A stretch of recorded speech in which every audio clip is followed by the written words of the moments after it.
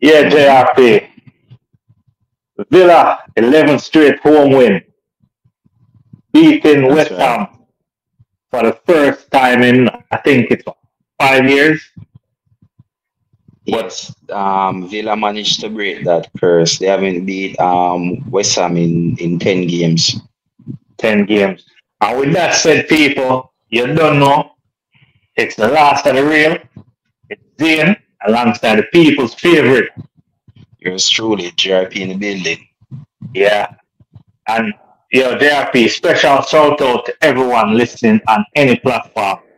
Whether it Much, be podcast, YouTube, any streaming platform. Much much love and love to respect.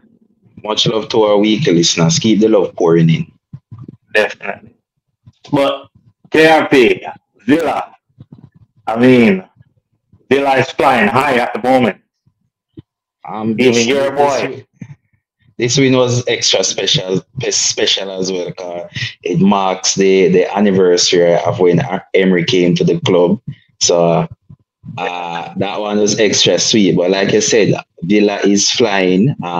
Both clubs, when you look at it, have aspiration to play in Europe next season. And regarding of this defeat to West Ham was an informed team as well. Yeah, definitely. It's just Villa's home record, like I mentioned earlier, is at the moment impeccable. 11 straight win. You know, Definitely. we, everybody's on farm. We see the likes of Douglas Luiz, 2 goals. Ali Watkins again. Can't stop scoring from home. What a wonderful week he's having, scoring on international duties and scoring for the club. Yeah, when you're on fire, you're on fire. But I mean, uh, question though, we see one international duty and score for the club. mhm. I mean, your boy, Leon Bailey. No, fair uh, play to Bailey still. His goal was a good goal. Leon Bailey, like I said, my boy, right? Yeah, man. Inconsistent at best, but a well taken goal. The thing is, if Leon Bailey can stay this consistent with good performance, because currently he's in that super sub category where he comes on and make a impact for Yeah, Aston Villa. But I'm sure with the caliber of player that he is, he doesn't want to have that role. He would definitely want to be starting. But it all takes just a step at a time, and he's doing that. I believe he should always be more direct, less trickery, and just get to the point. agreed. Yeah, definitely. And I mean, while West Ham was, up to this game in good form, Very good form. Ariola, Ariola today, he was reminiscent of. I heard people saying he was trying to do his best Andre Onana impersonation. It's fair to say that majority of the keepers this week had a bad week in Yeah, context. A lot of definitely, keeper let down their team over the weekend. definitely.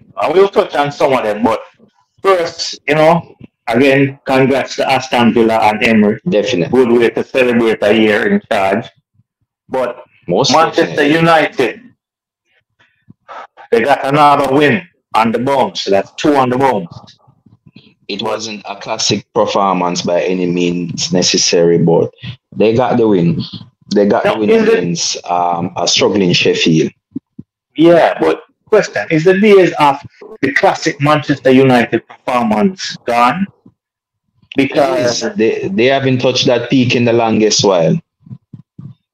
that's the point. This team seems to scrape a win at best, and even when they scrape the win, there's questions asked.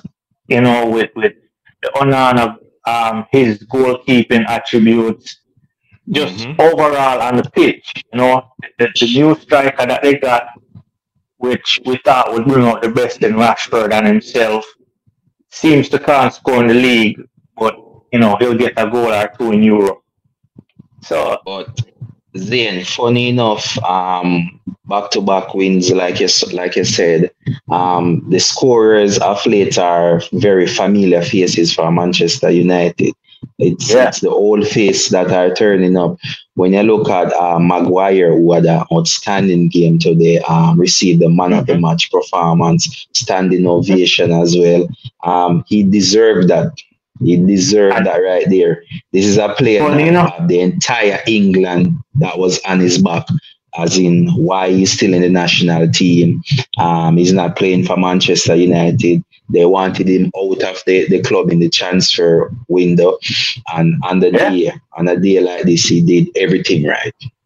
yeah, and even the goal scorer of this goal, one of this goal, and the previous two, Scott McTominay, right? Un, Everybody un, wanted him out, unlikeliest, unlikeliest of players, right? right? With Uh, the player, but everybody turned their back against.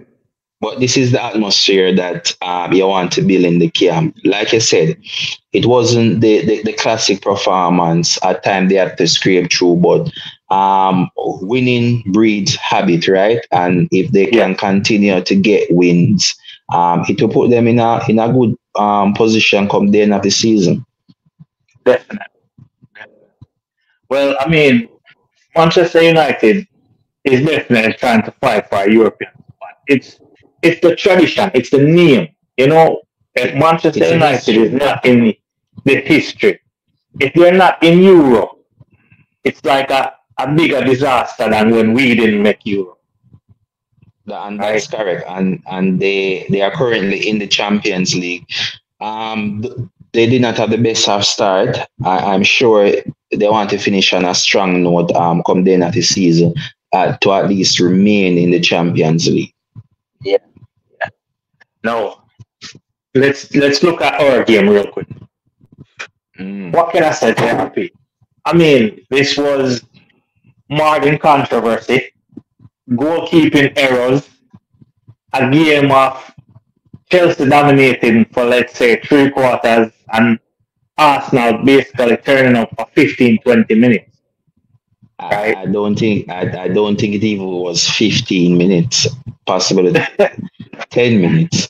Alright, On the day, well played to Chelsea. They did everything right yes, up to about almost 100 minutes in that game. yes, They won the tactical battles. The players were up for it from the first whistle. Every player in a Chelsea jersey deserve applaud as well. They went out there and they made their fans proud, regardless of the end result, right? And yes. blunders were made by two keeper, Yeah, both keepers, right? definitely. Both keeper make blunders, and that is part of the game, right? That is part of the game. It's a part of the game that no fans want to accept.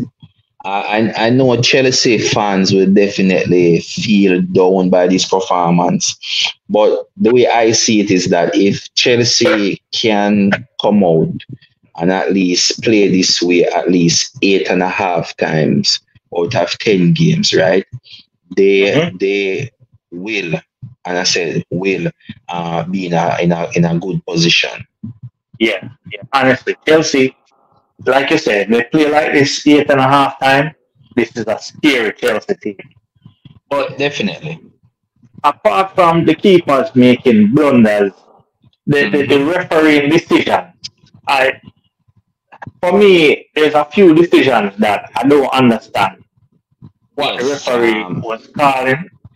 The penalty was one of them, right? Yes. So Which for me it's both penalty decisions to be exact. The yes, the one that involved Saliba, right?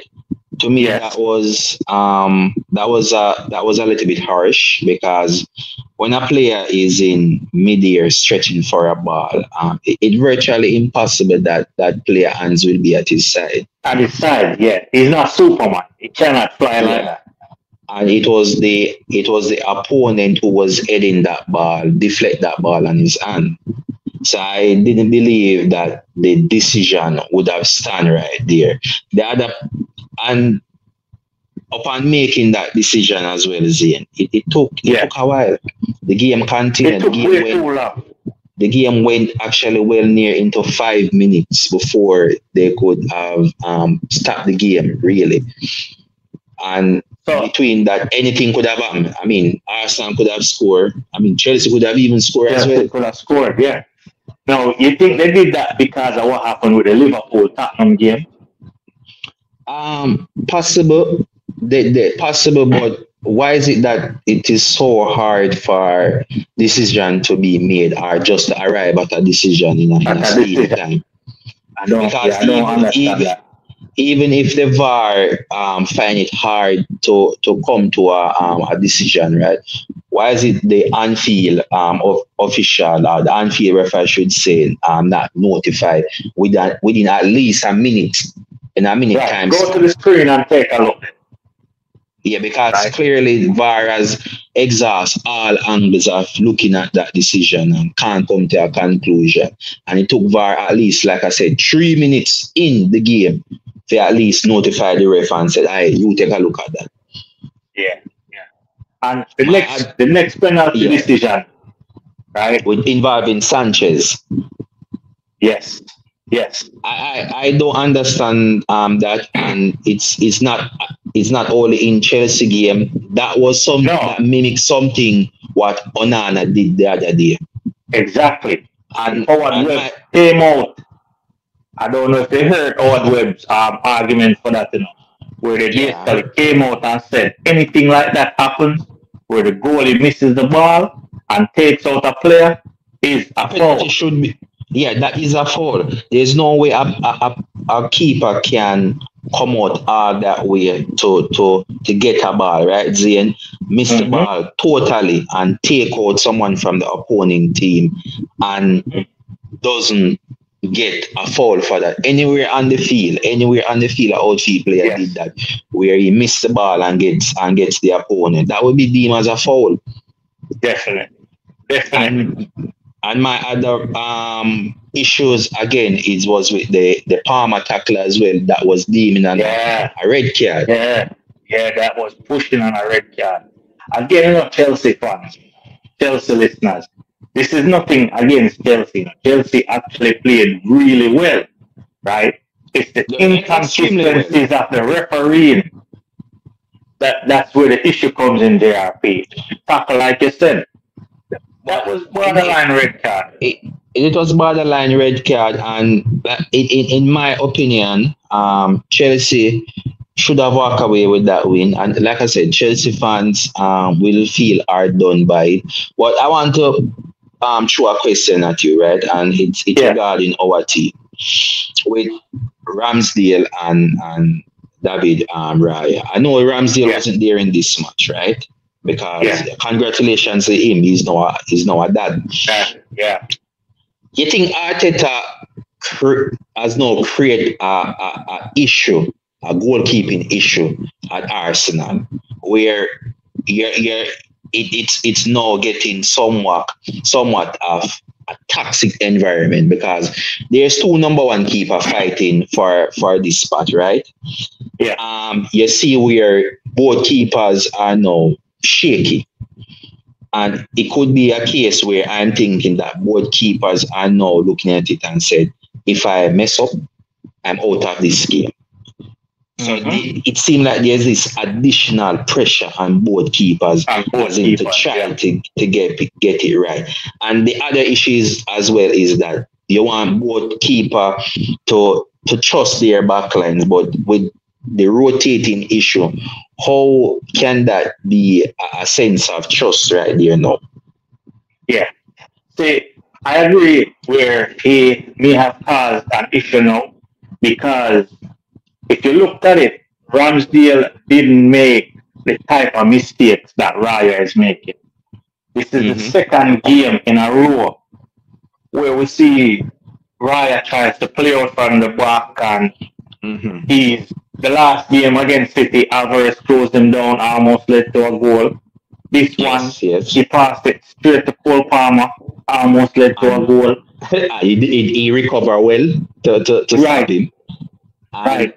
So even one done in the dying moments where he ran off the line trying run off. to recover to try to get a ball that he has no chance of getting. Yeah. Yeah. So the levels of Raya's mistake we surpass anything that we've ever seen Ramsdale do. Right? Mm-hmm. And if you drop Ramsdale and Ramsdale is now sitting and watching these mistakes, right? If he doesn't get back into the team for the next game, he's going to feel hard done and feel like there's some level of favoritism going on now. All right. So right? Here's my other two follow-up questions. One, do you think Ramsdale deserves to be dropped? And two, No. do you think David Raya is better than Ramsdale?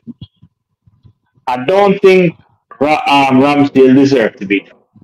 Definitely not. I share that sentiment as well.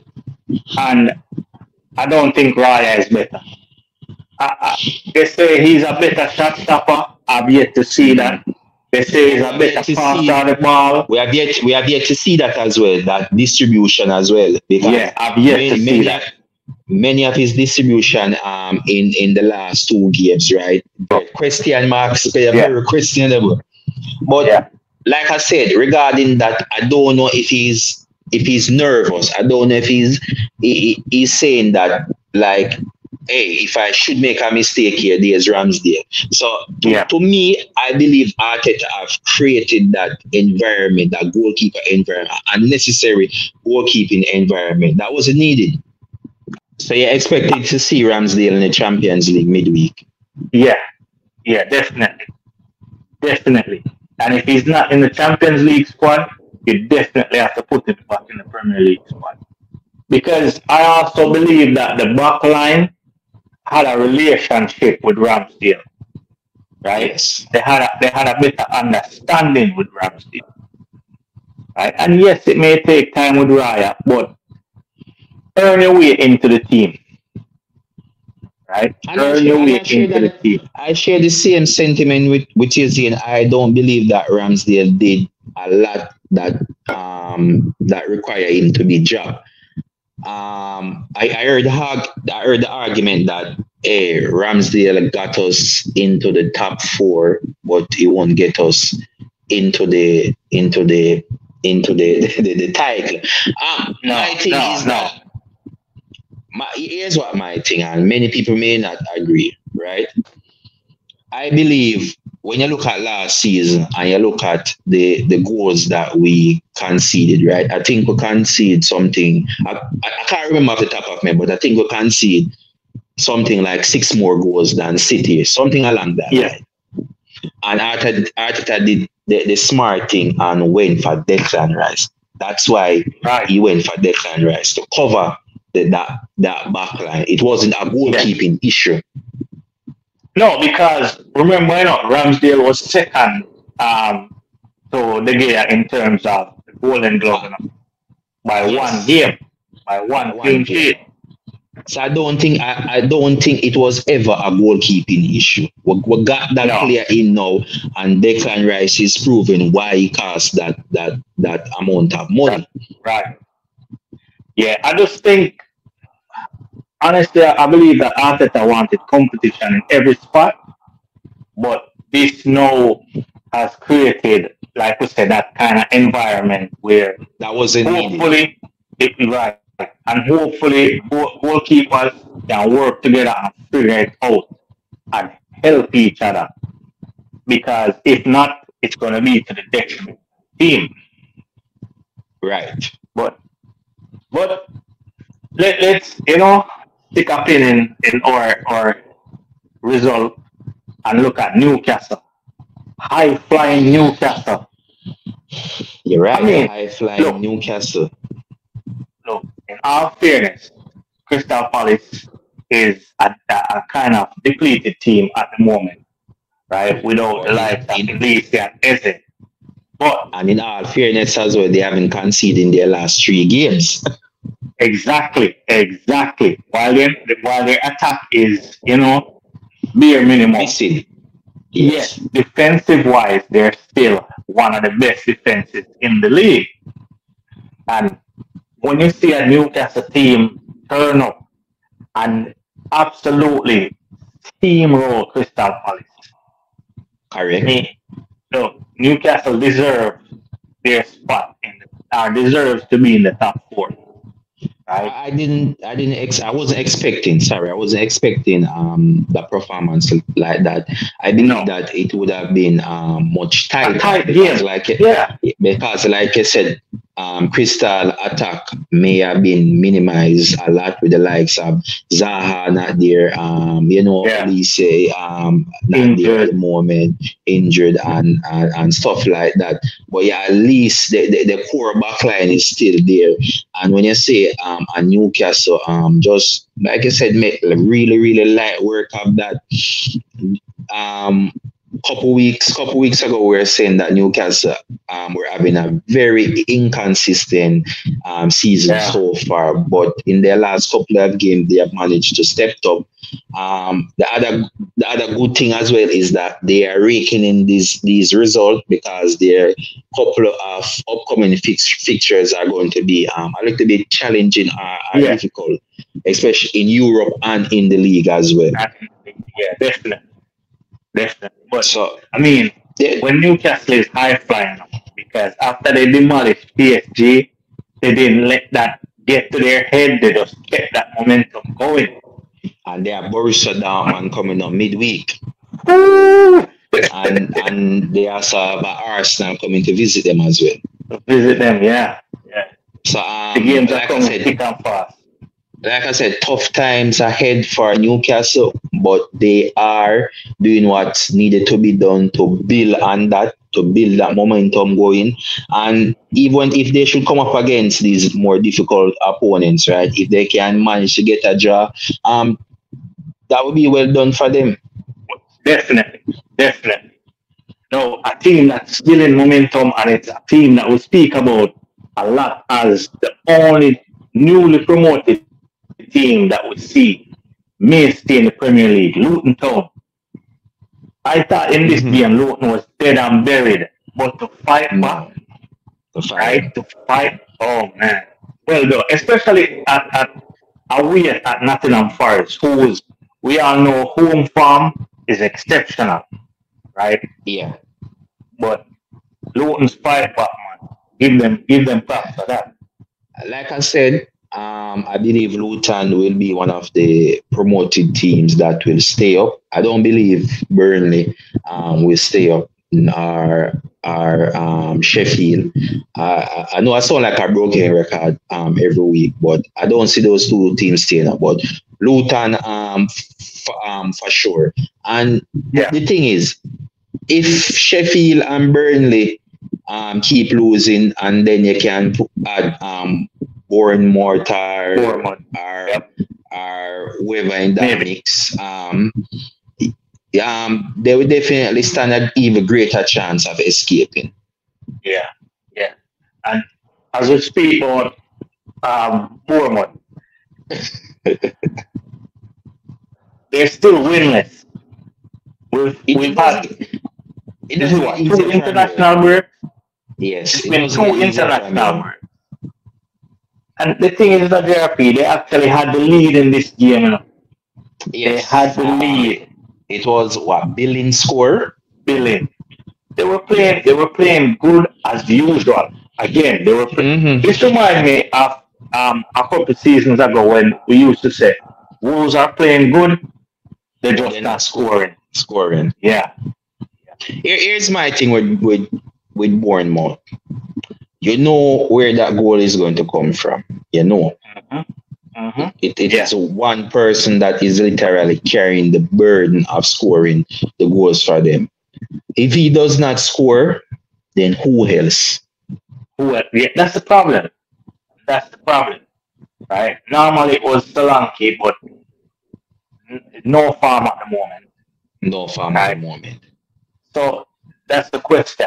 If So if Billy doesn't Bournemouth score, who else? they don't stand a chance, and if he does score, then you're hoping for him to score again, Yeah, so you can keep because them in contention of winning. exactly, because one goal doesn't seem to be enough to help them. No, and we are what in what 10 games in, 9 games in, or 9 games in. 10 Yeah. 9 games in, and no winners yet. Um, I'm not going to say hit the panic button, but it is getting close. They would have to do something rather quickly. It's definitely getting sticky. But at least they have company because Burnley lose again. Right? As expected. Honestly, it's not a surprise. When when I Again, when I when I look at the teams, I find it difficult to see which team Burnley going to be. same here. Same here. I mean, look, Burnley plays really exciting football, really good football. And that's You pretty know, much it. yeah, the quality is missing from the exciting football, and that's the Yes, and problem. the end product as well. In the championship, this would be top class football. They would be scoring goals, but in the Easily, Premier and League, they would have sit at top of the table. But here in the Premier League, and even when you're big going up boys, against the big boy, even if you're going up against unpredictable Everton side, you still have to bring it. yeah, yeah, you definitely have to bring an A game every game. No, the game that I want to talk about real fast, Liverpool, Everton.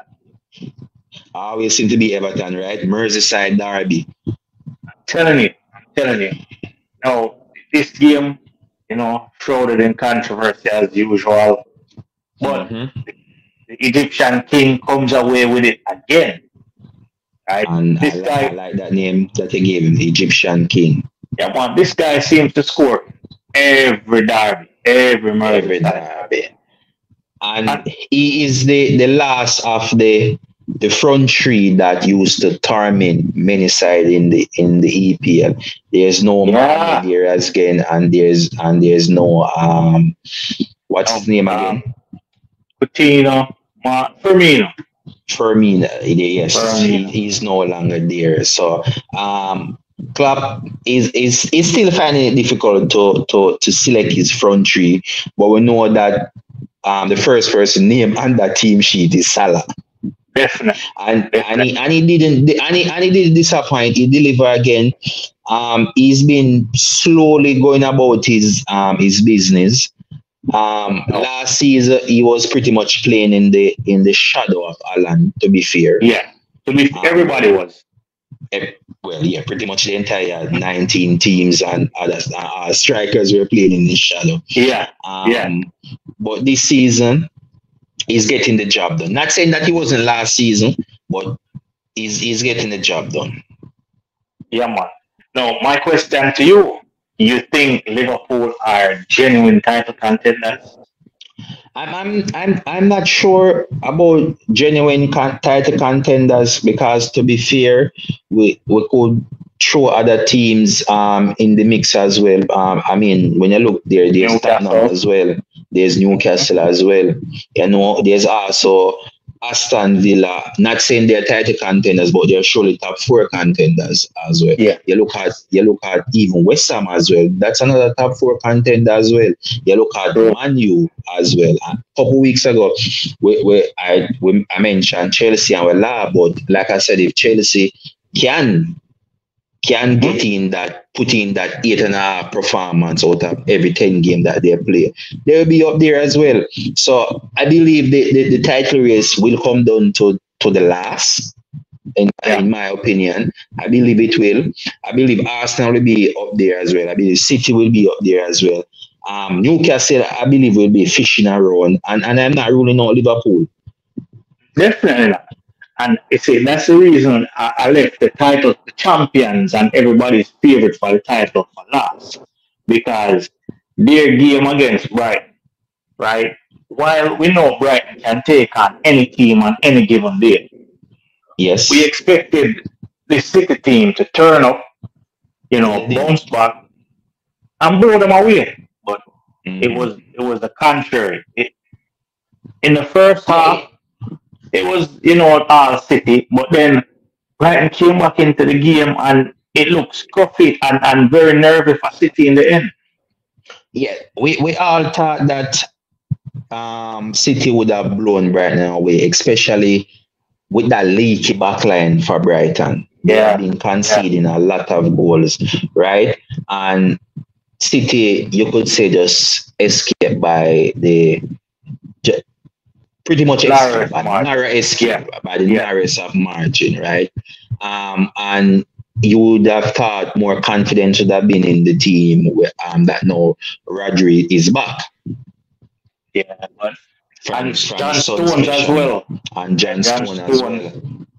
But But I don't one know. thing Is people it would Chinks? one thing people would say, and I would believe, as a champion, you have to get the job done, and they did that. True.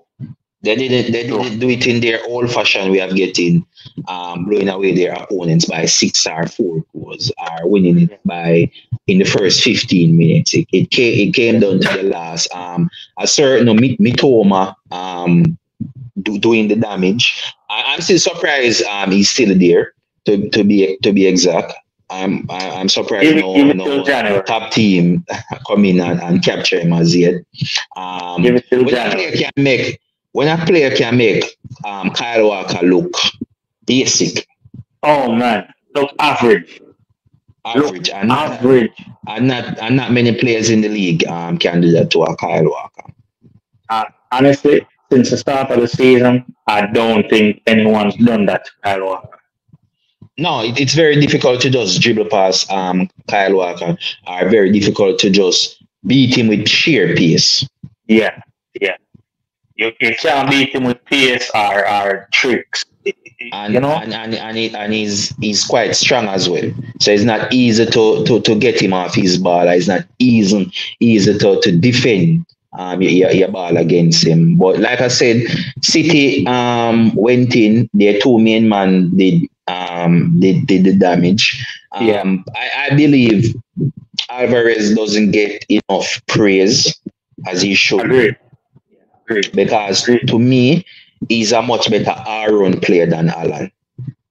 Yeah, we see that, as Alvarez not only can score but link up players, Yes, assist, clinical.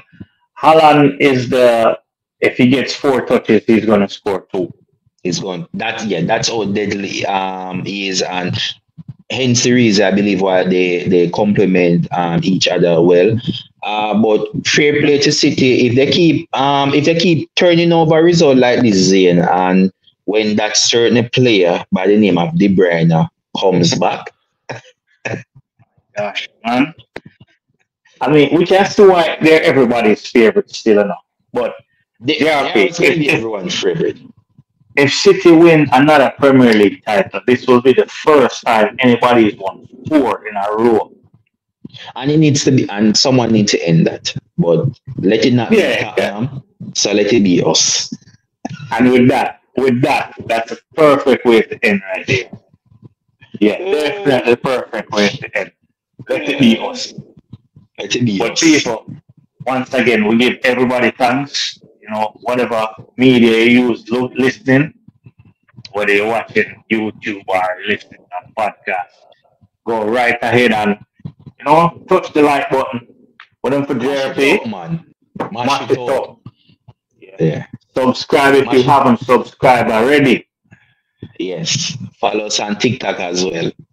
Definitely. And turn on the notification bell. The algorithm gods are not your friends, so for you round up on anything interested, turn on the bell. But with all seriousness, doing a JRP in times like this, so ask everybody as usual. Be a brother's keeper. Wow, good. I'm good up here, follow you, like the great Miss Louise Bennett said.